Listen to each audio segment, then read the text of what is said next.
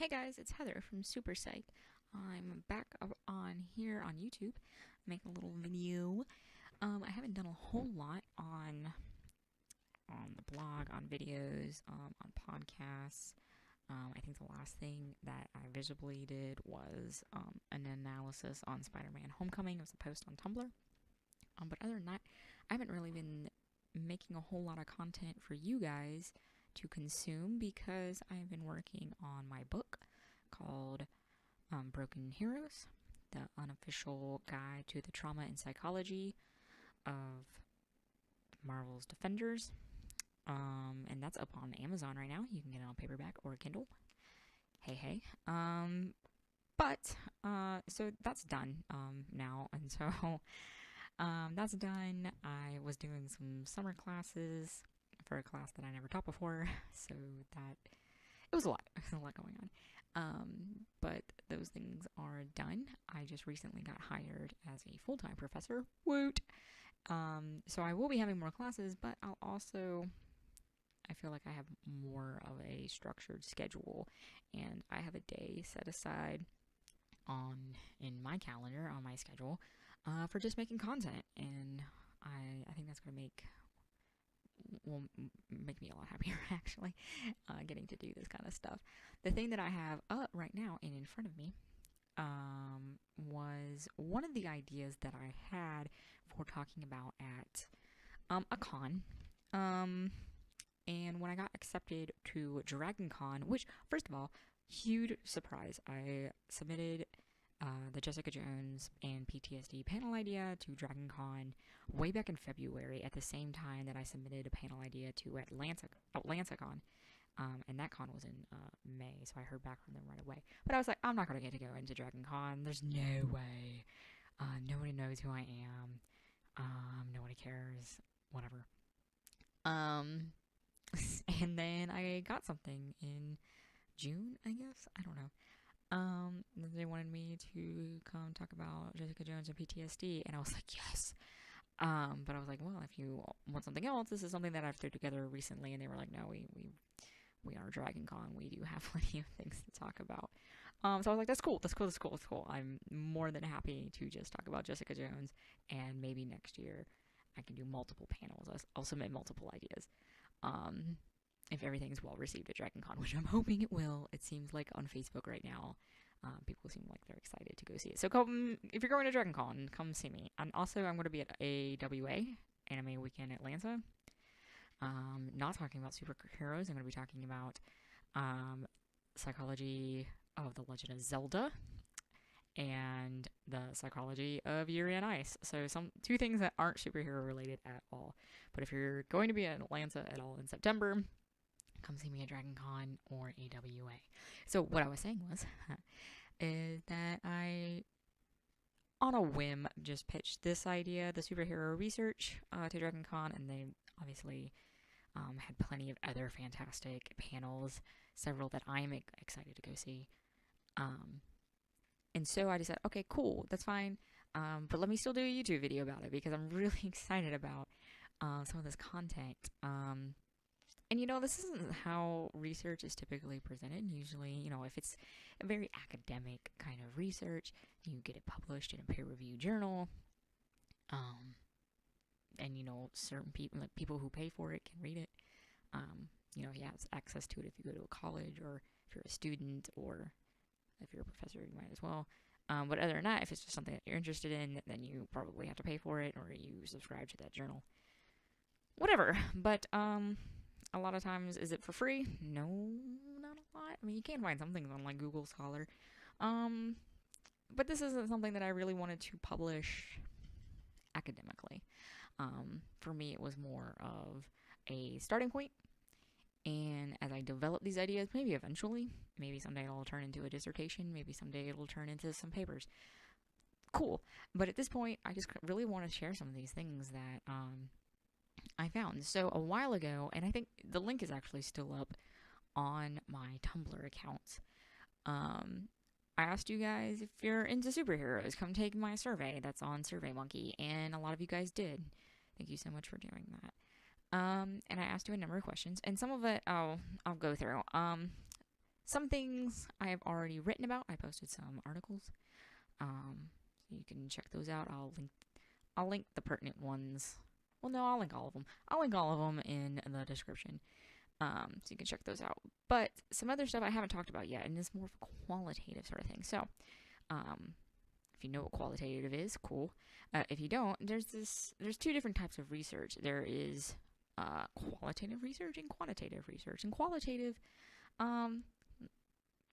quantitative, with the little word quantity in it, is more about the numbers, statistics, data. What do these numbers say? Percentages, that sort of thing. Which is all fine and good, but it just says what it says. And qualitative, has the word quality in it, and so people, if you could ask them a question, whether or not them just saying, a certain number, or answering yes or no, or rating on a scale from 1 to 7, whatever, they can answer more about their thoughts and their feelings and their opinions. And so this is what I really wanted to talk about when it came to superheroes, because the other stuff that I've already posted about, I talked mostly about quantitative data. And I'll have a tiny bit of that in here, but most of this is qualitative stuff. So my focus for this superhero research was, I guess this idea that I'm sort of kind of fixated on is, what does your favorite hero say about you? And I think there's a correlation there. Come see me at Anime Week in Atlanta, and I'll talk to you about what does your favorite Legend of Zelda game say about you. But that's a different topic.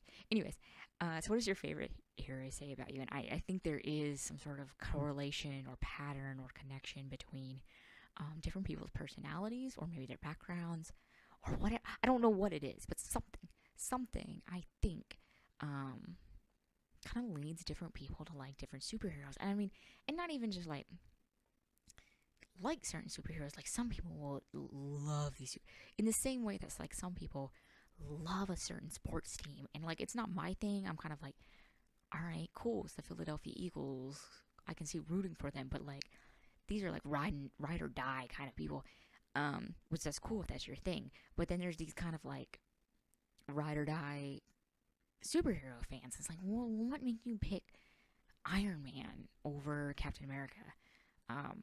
More about that in a second. So yeah, that's what I'm really interested in. So let's jump into it. So I did this survey, and it had a number of different questions. I just really casted a really wide net to see what kind of information I could get, whatever kind of like correlations. First of all, I asked a question about, how old are you guys? You like superheroes? 1 year on Tumblr. You're answering this survey. You're checking out my stuff. How old are you? Like, what demographic are we talking about here? And there's obviously a clear majority. I could break down. I guess, add the numbers up for you. How many people actually took this survey? At the time, I want to say it was like 20. I tossed some participants out because they didn't answer everything, which is cool. If you guys didn't have time for it, I understand. It was a long survey, so some things I just had to throw out because they didn't answer very many of the questions. And there's more.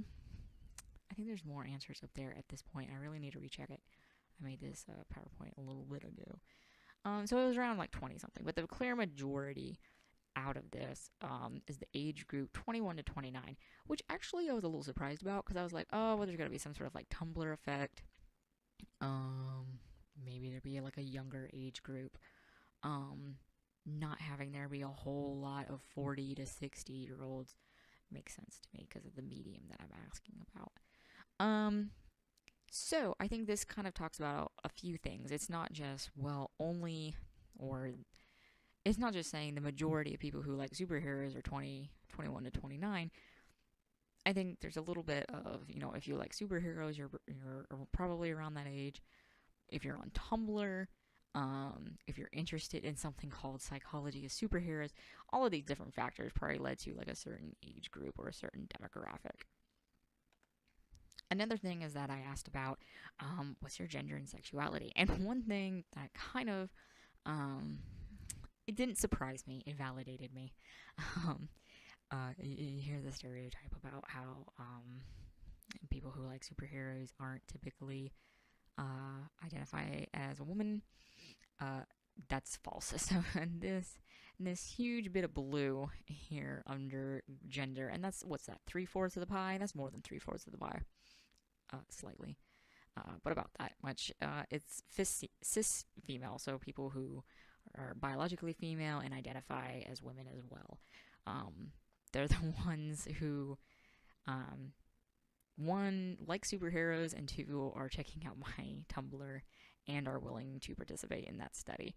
And then next was cis male, and then trans folk kind of were somewhere around the same. That's false. There's no trans female on there. My bad. It was trans male and non-binary who were around the same. But then over here in sexuality, we have, good lord, bisexual is the great majority. I think some of that has to do with the Tumblr effect. I don't know. But good. But I mean, that was one of the reasons why I even wanted to put something up on Tumblr. I wanted to reach a diverse group of people, and that's definitely what Tumblr is, at least to a certain extent. Based on my list of followers, it looks like you guys are kind of diverse, which is cool. I'm into that. And then I asked the question, DC or Marvel? Are you a DC fan or a Marvel fan? And again, like, some people can get like really hot, and I was about to say hot and bothered, but that's not right. Can get really heated about DC or Marvel. They're a DC fan or, you know, a Marvel fan. I've been guilty of this. I've always been a Marvel is the best, DC sucks kind of person until I started making my class. And then I had, like, if you're going to talk about the psychology of superheroes, you need to talk about DC superheroes. So I had myself read it, and I also read Travis Langley's Batman and Psychology, and I'm like, oh, okay, this stuff is awesome. So now I'm not so much a DC or Marvel sort of person. I have my favorites in both. We'll get to my very, very favorite in a second. But anyways, and that seems to be where most of you guys are at too. You like both of them. Don't make me pick. I want to read a little bit of everything, which is cool. I'm into that.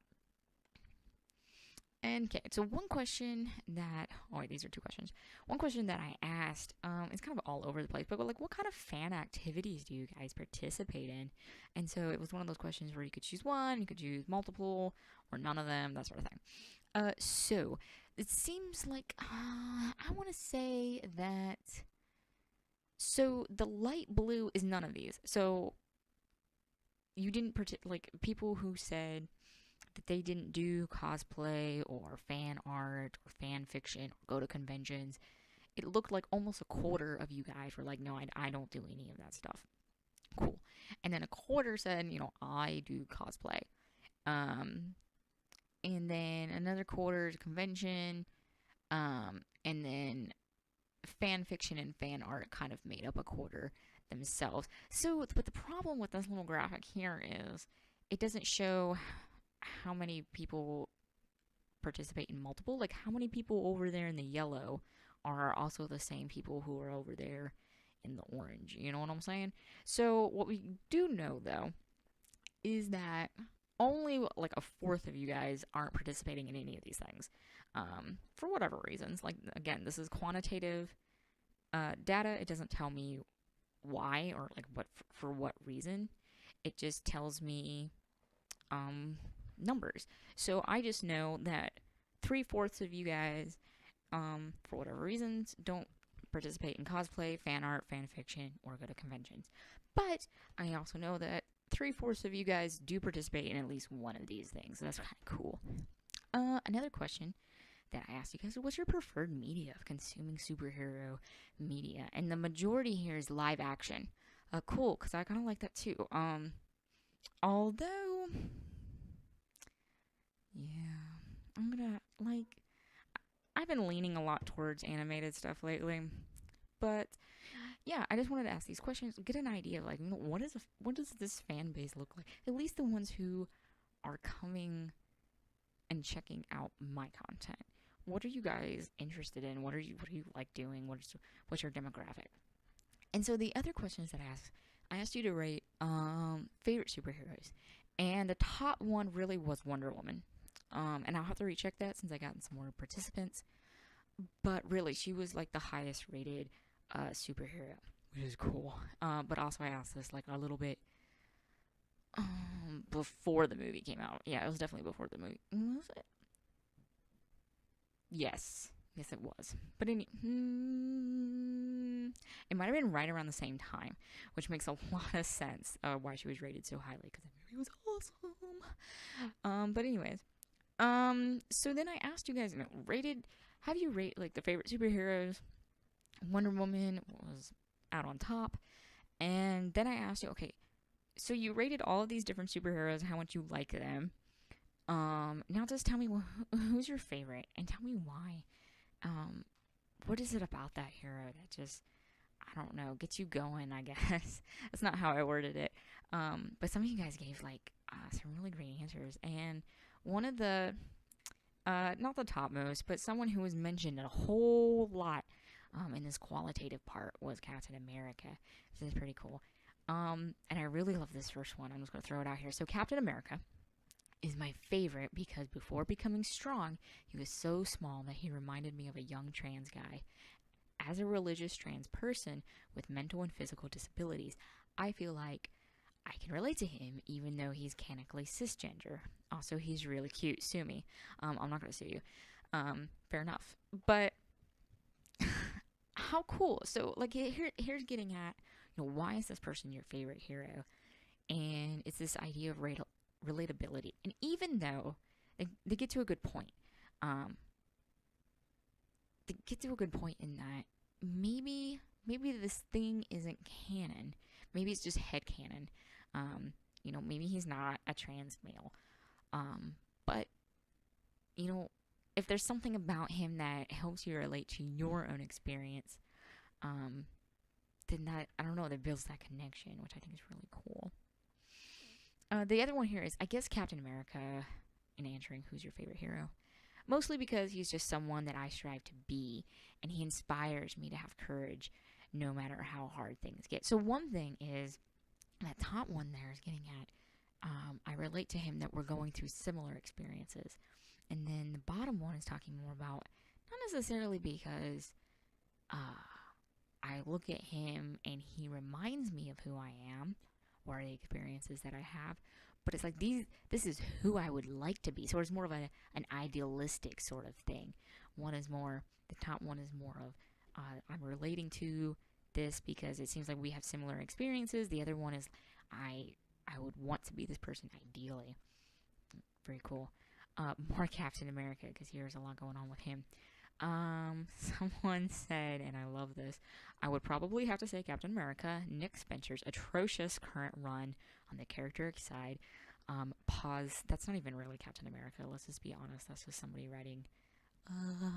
I'll just put my own opinions out there. It's propaganda. It's hateful, fascist propaganda.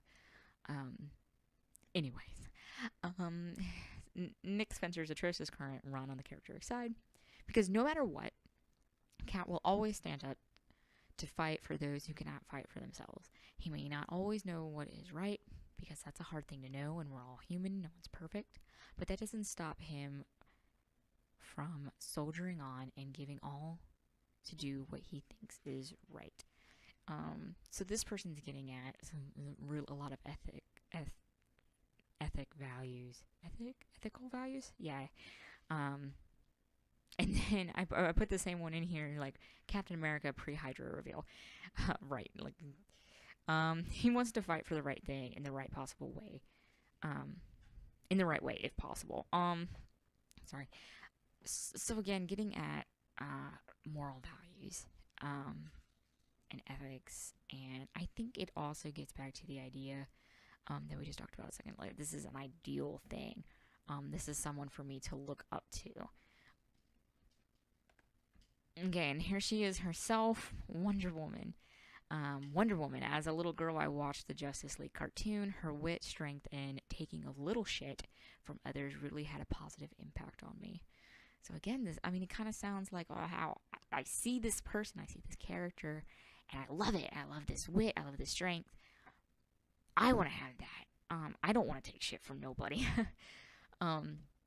and a positive impact. And they don't get into what they mean exactly by positive impact. So I don't want to extrapolate too much. I don't want to say, oh, this person grew up and then now tries to be like Wonder Woman. Maybe they're like, oh, I liked being able to see a woman like that on TV. I'm not that way, but it was cool seeing her be that way. I don't know. They didn't get into the more specifics of it.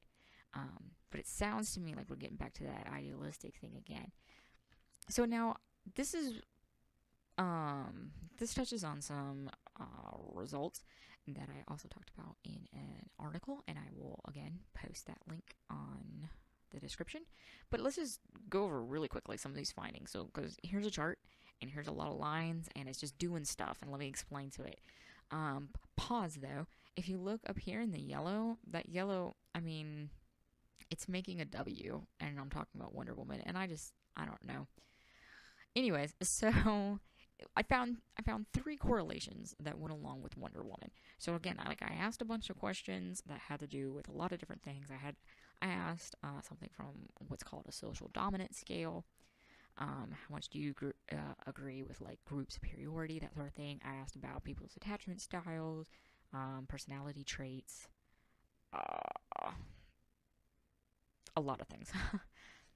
So here's a few things that I found. I found that liking Wonder Woman as a character negatively correlated with the belief that if a certain group stayed in their place, we would have fewer problems. So let me explain to you what that means. So people who agreed with the statement, if certain groups stayed in their place, we would have fewer problems, which is a question that indicates an idea of social dominance. Then that person probably doesn't like Wonder Woman. And if somebody does like Wonder Woman, they probably were like, no, disagree with this question. I don't think that way at all. And then, like, the second one says, like, as a character, liking Wonder Woman as a character positively correlated with the belief that no one group should dominate in society. So it's like the opposite statement here. So if someone agreed, yeah, no one group should dominate in society, yeah, absolutely, then they were likely to think that Wonder Woman's pretty cool. And if they didn't like Wonder Woman, then they probably disagreed with the statement that no one group should dominate in society. So basically, if you believe in social dominance, group dominance, that some people are better than other people, then you probably aren't a Wonder Woman fan. If you are a Wonder Woman fan, then you probably realize that everybody's equal and everyone's cool.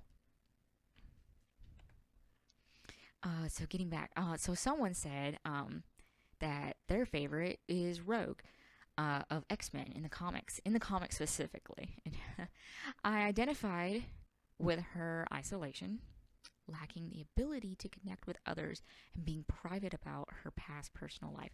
So this isn't the idealistic one. This isn't like, well, I've always wanted to be this way. This is I am this way, and so is this other character, and that connected for me. And then someone else said Jean Grey, because she didn't fit a mold even among a group of her kind, which is true. Even of a kind, kind's kind of a funny way of saying it, but even in a group that was largely discriminated against, Jean was different. She was that, what is that, like category 5 mutant they talk about in the films. Is that even a thing in the comics? I don't think so. But she was super powerful when she went through the whole Dark Phoenix thing, and yeah. So she doesn't fit a mold, even though, she's classified as a mutant or as an X-Men. So now this person doesn't say, they don't get into the idea of, well, I also don't feel like I fit a mold, but I feel like it's unstated, and I'm trying not to extrapolate too much, but that's the feeling that I'm getting. Spider-Man is my favorite hero because I feel that he's the most relatable. Okay, so getting right. Putting that word out there right away for me. I've always identified with Spider-Man and how he tries to do the right thing and take responsibility. So this one's different. This one's different than like the Captain America thing where it's like, Captain America knows the right things to do. He's always trying, and that's something that I also want to aspire to be.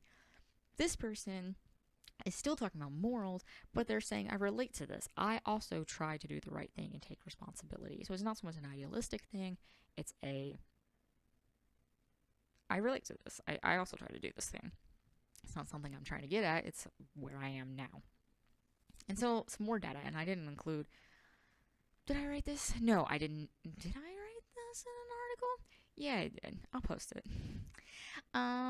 Liking Spider-Man as a character negatively correlated with a person's age. So basically, the older you are, the more likely you don't like Spider-Man. The younger you are, the more likely that you do like Spider-Man. But who knows?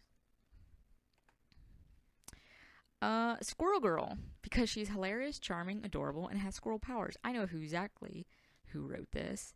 And this person is also hilarious, charming, adorable, does not have squirrel powers. But yeah, I think I know who wrote this. I'm pretty darn sure I know who wrote this one. The stuff all stayed anonymous, or I kept it anonymous. I guess I could go back and look, but I didn't. I wanted people's stuff confidential. But yeah, again, I think this might get at some like relatable aspects. Someone said probably Jason Todd, so the second Robin, Batman's second Robin, and now Red Hood. Probably Jason Todd, though it tends to change a lot. I like his backstory and how he chose to deal with it once he came back alive. So Jason Todd, he died, he was killed by the Joker, and then he came back. I agree with his beliefs and values a lot, so a lot of identifying going on there as well. Also, so liking Robin as a character negatively correlated with the presence of this just says diagnosis, but it was specifically asking about a mental health diagnosis. So have you ever been diagnosed with anxiety, depression, bipolar, whatever? And so the more that somebody liked Robin as a character, the less likely they were to have a mental health diagnosis. Or conversely, if someone had a mental health diagnosis, they were less likely to like Robin as a character. Here's the problem with this, and there's a couple of problems. One, I asked people, how much do you like Robin? And they answered the question. There are like 7 different Robins, okay? So it was a bad question, because it didn't say, do you like Robin as in, Jason Todd, or Tim Drake, or Dick Grayson, or lists all the other Robins. So there's like so many different people. Like maybe someone was like, yeah, I really like Dick Grayson when they answered this question. Or maybe someone else was like, yeah, I really liked Tim Drake or Damian Wayne. So like, it's a bad question. It's a bad question because different people were probably answering about different characters. Also, keep in mind that just because something isn't correlated doesn't mean that it's a causation. So what that means is, say everyone was talking about the same Robin and I still found this correlation. It doesn't mean that liking Robin somehow gives you an immunity against a mental health diagnosis. Or it doesn't mean that having a mental health diagnosis causes you to dislike Robin. It's a bad question is what it was. Someone said, so talking about their favorite hero, Superman. Clark Kent's just a dude from Kansas doing the right thing because it's the right thing to do. In a world where nothing comes for free and everyone has an ulterior motive, I find that incredibly refreshing to read about. So that to me sounds a little bit more like the idealistic idea, where it's like, yeah, I wish there was actually somebody in this world who was doing something just because it was a good thing and they don't have an ulterior motive, that they're not trying to get something out of it. Someone else talks about Superman is a wonderful example of acculturation. Did you take my class, first of all? He was raised on the culture of Earth, knowing he is not. He attempts to be human while knowing he is not. He suffers a lot from his isolation and still attempts to make friends. Yeah, I'm with you. Still want to know if you took my class because we definitely talk about Superman when we get to acculturation. Deadpool. Because what can he not do or will not do? Nothing but stay dead. I have no idea if this is that you relate to it because you also cannot stay dead, or maybe it's an idealistic that you don't want to stay dead, or maybe you just like Deadpool because he's awesome, which is cool too. You know, maybe I'm reading too much into it. And one thing I know I didn't write an article about this one because I was like, this is just random numbers came together to make this thing. But what we have here is that liking Deadpool negatively correlated with feeling inspired. So that means the more you like Deadpool, the less likely you were at the point of taking my survey to feel inspired. And here's the thing. I think maybe I don't think there's a real connection. Like, unless I can explain it. If you can explain it, if you're like, yeah, this makes sense to me. People who like Deadpool are never inspired. I I can't come up with a reason behind it in my scientific mind. All I can think of is, who does feel inspired when they're taking an online survey that asks all of these questions and goes on forever and forever.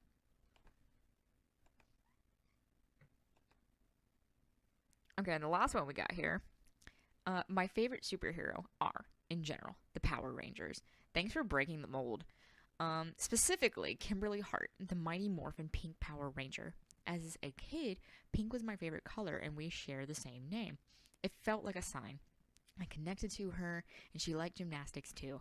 Kimberly was strong and kind and never gave up. I wanted to be just like her. I still do. So a couple things. One, you're getting at this idea of the identity. You identify with her. There's these things that you see that both of you are into or act like. But then there's also the idealistic thing. So you're incorporating both of these, Kimberly.